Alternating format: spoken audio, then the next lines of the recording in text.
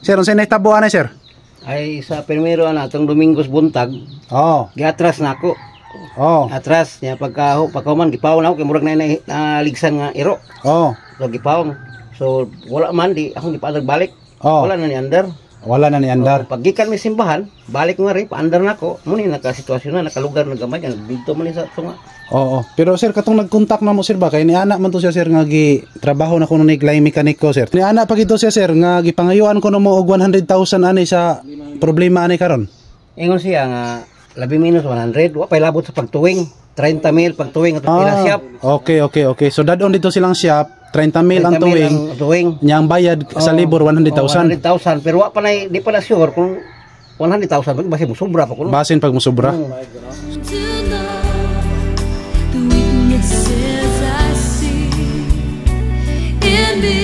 This time check is brought to you by Albularyong Mekaniko, ang nag-iisang manuthuay sa City of Bugo. Pasok!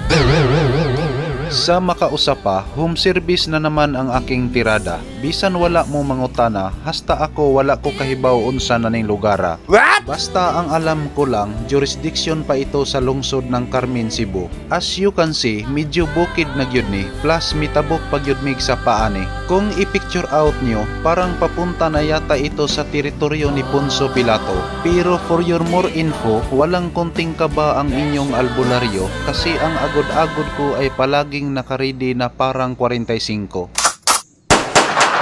So ayan po mga kalbularyo, titingnan lang nating i-ignition on. Ayun. So naka-ignition on na po tayo ngayon pero wala talagang display sa panel board. At try nating pandarin ang makina, ignition start.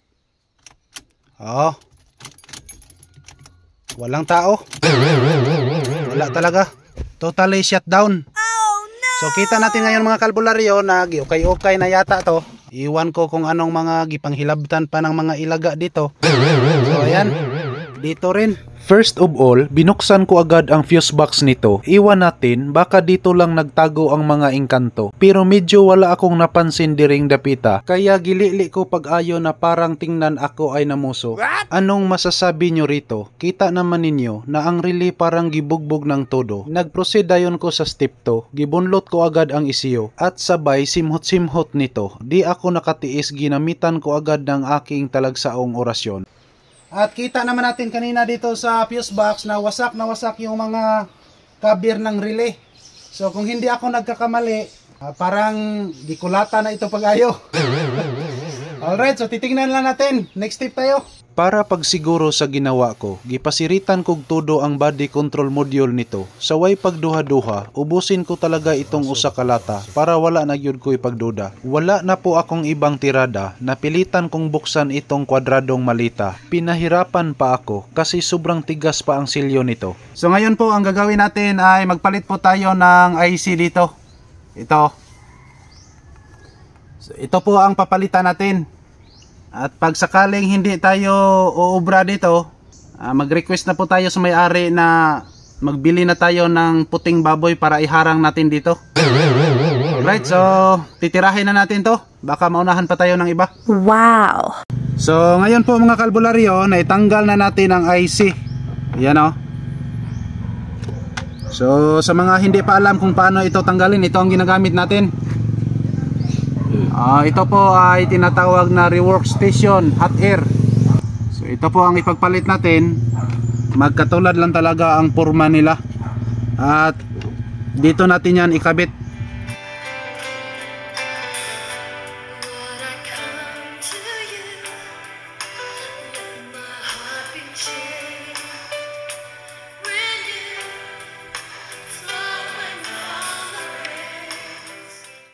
So ayan po mga kalbularyo, pagkatapos na nating palitan, huwag kalimutan na gumamit po tayo ng tubig.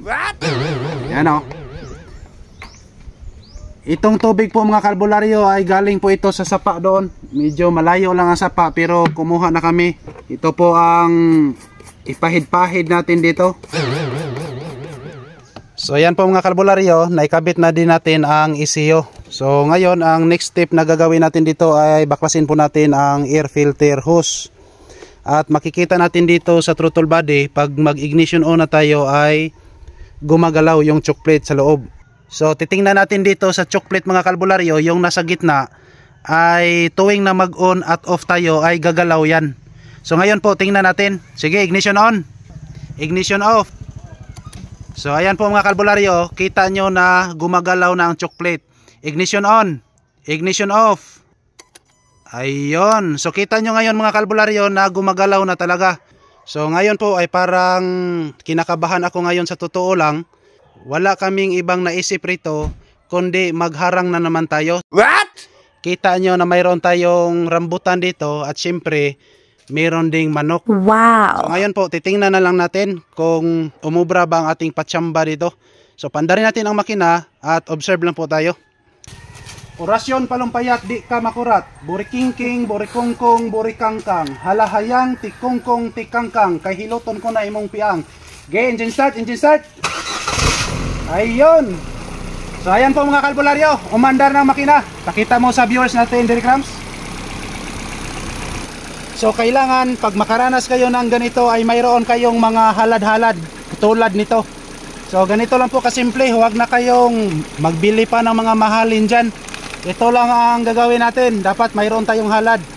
Kasi pag mayroong mga masasamang espiritu na nakatira dito, ay umaalis yan. Wow! So ganyan lang po. So ayan po mga kalbularyo, maraming salamat po sa inyong panonood. Once again, as always, to God be all the glory. Thank you so much. Babo! So sir, unsa may kasulti nimo karon sir nga okay na gyud ang sakyanan sir? Ay, dako kayo pasalamat nimo sir nga nakita ko sa mga vlog ba. Para naka-solve sa problema. Ang pambata mo na hugno eh ito wag ayo ang sao na lang. Dong lang stop siguro ang dali mo hitabo dito pa magkaila. Okay sir. Okay, so daghang kay salamat sa imong pagsalig namo sir.